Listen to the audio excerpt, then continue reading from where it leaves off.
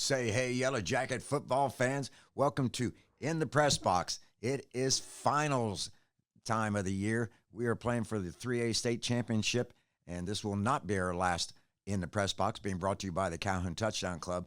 But we are pumped and excited about this game tomorrow at Mercedes-Benz at 4 o'clock against Jefferson.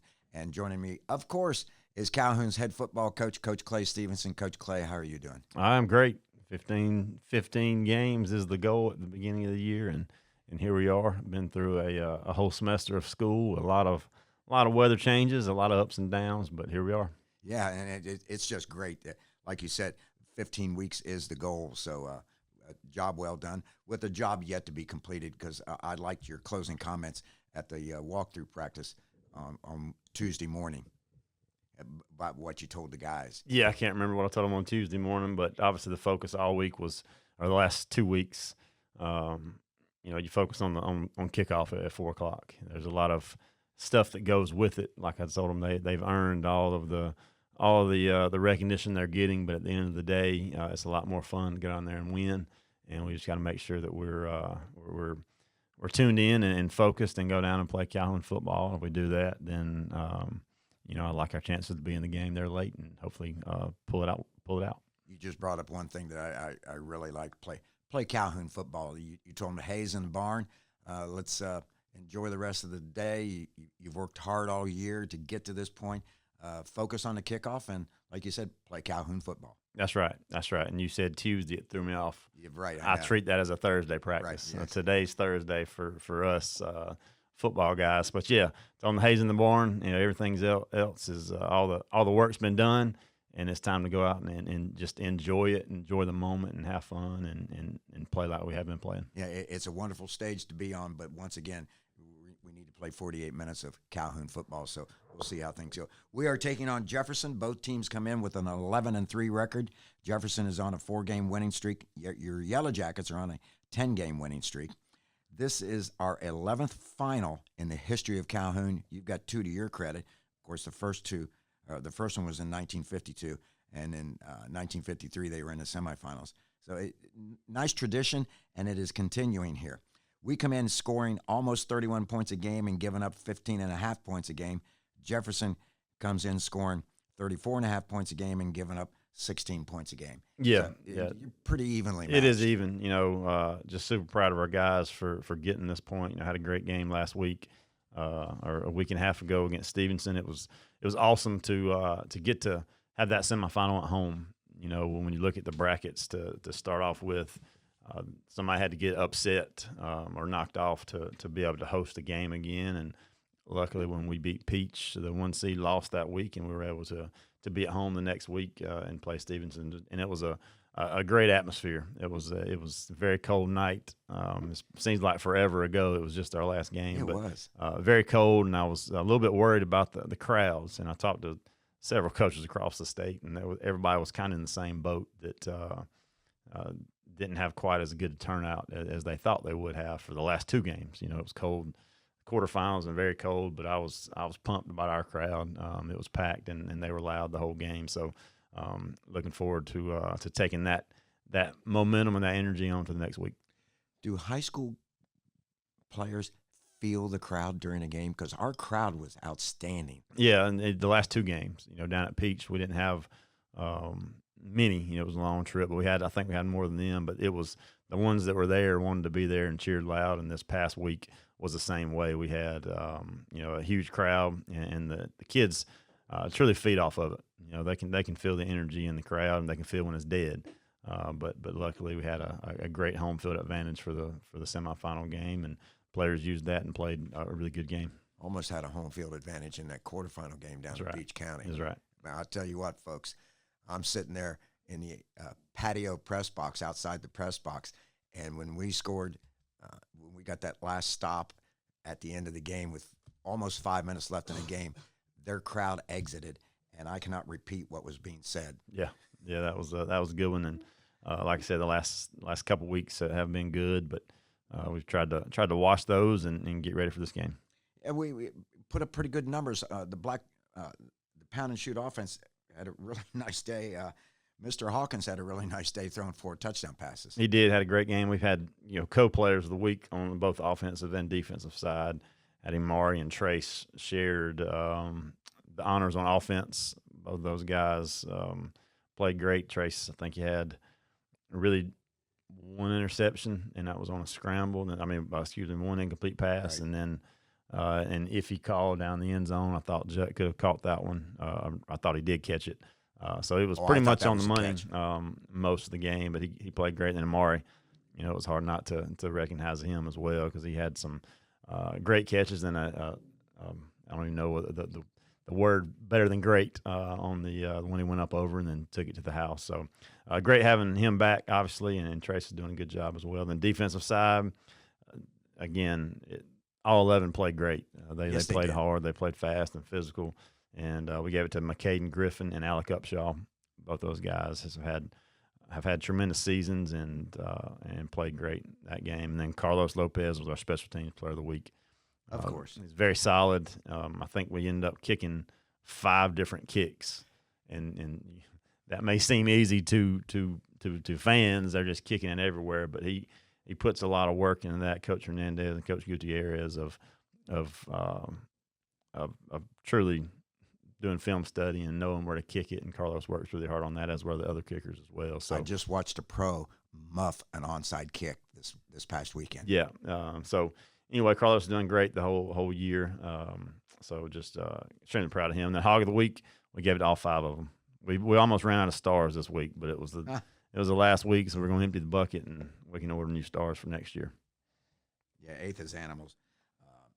But the whole team is peaking at the right moment. A lot of people talked to me after the Peach County game and said, well, what's it going to be like against Stevenson, because they're athletic and yada, yada. Well, go back to the Peach County game. After the previous game, people were saying the same thing about us going against Peach County. The guys just seem to be playing their best ball at the right time of the year, and every Friday night, and in this case, every Wednesday late afternoon, they just show up. Yeah, but I tried to nip that on Monday when we met with the team and the coaches of it doesn't matter. It doesn't matter what we've been doing. It doesn't matter how many points we've been scoring, how many times we've done this, how many stops we've had. We got to come back and do it again. Next week, we can sit there and talk about how good we've been playing, but now we got to make sure that we're focused in practice and trying to get better each day and show up Wednesday and play 4 quarters of really good football, because that's what it's going to take. Exactly. I had 4 sacks. I had I had Blake Hammett with a sack. I had Alec Upshaw with a sack. I had our nose guard with 2 sacks. We had 3 slobber knockers with Sager Quinn, as well as with Hunter White and Clayton Goad. Yeah. I'm sure. trying to remember numbers. And we had a couple tackles for a loss. Hunter White got a tackle for a loss, as well as McCaden. Yeah, and again, those are all good stats and well and good, but we've got a huge test coming up, and we've got to play every bit as good and then some. Which what you expect for a state championship game? Jefferson's everything that we thought they would be. They're well coached on all 3 phases of the ball, and it's going to be a knockdown, drag out fight. Yeah, it is. So let's talk about Jefferson. Not as big a team as we've seen with some of the others in a playoff rounds, as far as 300 and 330 pounders, but this team has a little different energy level, a little different attitude when they show up on the football field. Yeah, no doubt. They get after it. They're extremely well coached and play hard and physical on both sides of the ball. Their offensive line is one of the best ones that we have seen. They all play together. They play hard. They come off the football. They pass pro really well when they're asked to do it. But it all starts with them up front. A really good center, one of the best centers I think we've seen all year. 2 weeks in a row. Stevenson center was very good. Very good. This guy is good as well. So our front 3 are really going to have their hands full. Trying to get off some blocks, and the linebackers are going to have a good night tackling, because the offensive line is very good. Not just the offensive line, they got some tight ends and W's that are that are elite as well. So they like to pound everybody in there and just pound it and get 4 or 5 yards with the running back. And they also got a quarterback that runs it that's extremely dangerous. And kind of everything goes with him. He's a very good runner, downhill runner, big kid, hard to tackle. Yeah, you that's the key that I've seen also. This team likes the lineup, and they'll put double wings on one side or a wing on each side, and they're just going to pound you. And the quarterback loves to run through people, and I just see that on the tape. Now, I don't know anything about the kid, don't know the kid, but when I see him running, he doesn't look like he wants to avoid too many people. No, he doesn't. Like I said, they're a downhill team. They've kind of progressed throughout the year. Early in the year, they were a little bit more of a spread kind of deal, but these last month or two, they really come into their own, and they try to just kind of impose their will on you throughout the game and just pound it and pound it and pound it and control the clock, control the ball. So being able to create some negative plays early, getting them in a 2nd and 9 or 2nd and 11, right, as opposed to 2nd and 5 or 4, what they've been doing, lately is going to be a huge key to the game, because they're going to move the ball a little bit, just because they're a really good football team. So trying to stop them early downs and create some long distances is the key. I watched 4A game last night between Marist and North Oconee, and it's minimum possessions. And fortunately, if you look back at our record, particularly the last 2 games, we're in that 80 to 90% conversion where we're either kicking a field goal or scoring a touchdown on a number of possessions. So that's a good sign for us, I think. Yeah, it's going to take that, because we're going to have to it'll probably be limited possessions, because they do have a ball-controlled offense. They got a really good kicker as well. So, special teams is going to be a huge factor in the game. Who can convert when we get down there. Touchdowns, number one. If you can't, converting some field goals to put some points on the board, because they got a kicker, that's very solid. He punts the ball, kicks the ball really well. So, stopping them when we get down there in the red zone obviously is the key every week, but being able to get a few stops and a few field goal opportunities is also a key for the defense. Defensively, from the Dragons of Jefferson, what are we going to be seeing? Yeah, they're they mix it up a little bit. They're a 4-down some and a 3-down some, depending on what you give them offensively. But they're really good. Their front 7 is as good as we've seen. They're fast and physical, and play extremely hard. Maybe their sizes aren't, like you said, what we've been seeing, but that doesn't matter. They play doggone football and do it really well. So there are going to be some battles up front between our offensive line and our tight ends and our running backs. It's going to be a very physical game for those guys. I've told them that it should be a game that they get excited for, because both teams are going to try to, like I said earlier, try to impose their will on each other, and it's going to be some. We got to win some one-on-one matchups on both sides of the football, because it's going to be a very highly contested game down there in the trenches. We've had a good running game all year with Isaiah Knowles, who got banged up a little bit, but he's back healthy. And in his stead, Hudson Chadwick has come in and has just proven to running behind Atha's animals and delivering some really blows of himself by himself from the running back position. I wonder if the teams that have scouted us have noticed our ability to really run the ball and control the clock. Yeah, you look at the last 2 games, yes, and Hudson's been doing a great job of running downhill and turning. What he does really well is he turns a 2-yard gain into a 4-yard, yes, or a negative play into a 2-yard gain. He falls forward a lot. It's hard to think about. We've had a freshman that's been carrying it 20 to 25 times a game, and goes down, and we replace him with a sophomore who's been carrying it 20 to 25 times a game. So or 37. That's right. But having those guys, having those guys both out there is great. They both bring a whole lot to the table. So hopefully we'll be able to roll both of them out there on Wednesday. 2 different styles of running backs, and the nice thing about this is we're going to be fresh at the end of the game. Yeah, and that's the whole goal, the whole year. If you look at right, our running back situation throughout the year, Isaiah started as a quarterback and a safety and a receiver, had to move him there, and Hunter White was our starting running back and had a little injury, so we kind of moved him and just concentrated on defense. and we had Baylor Johnson at the beginning of the year. We thought was going to be there, and he obviously went out for the year early. So Hey, Baylor would love a game like there's this. no doubt. It's been because he looks to hit loves somebody. contact. That's right. It's been a revolving door, but luckily we've got guys that have stepped up when we needed to step up. Yeah, they really have stepped up. You said their special teams are kicking. I'm looking down here, and the kickoff kid, he's a left-footed kicker, correct? Yes. He's a junior. 50% of his kickoffs are touchbacks.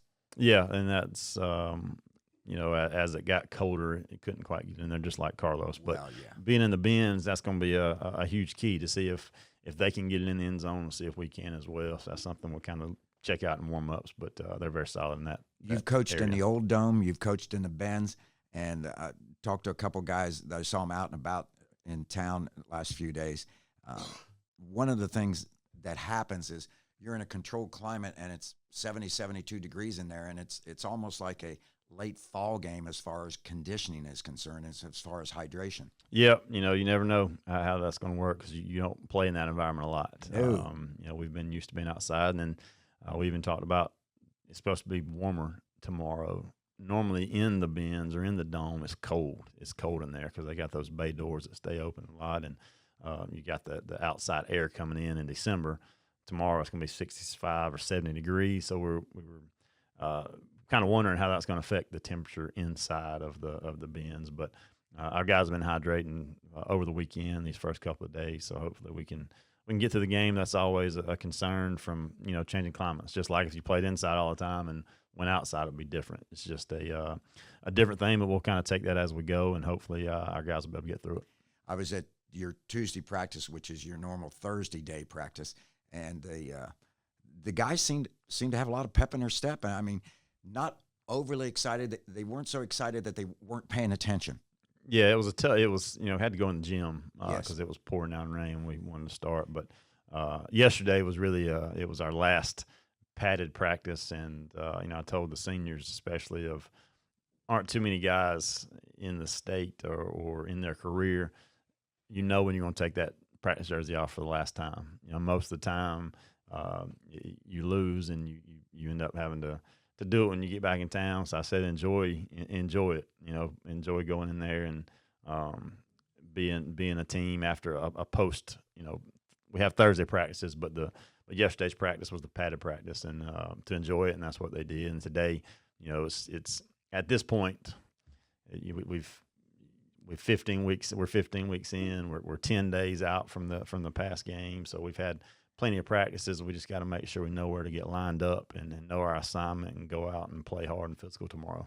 If I remember correctly, you don't have a long warm-up prior to the game. No, it's quick. And we walked through our steps yesterday or walked through the steps that we're going to take to get loose and get warmed up. You get 30 minutes, which is tough. Yes, it is. Changes the routine. But, at the end of the day, just, again, get loose, get warmed up.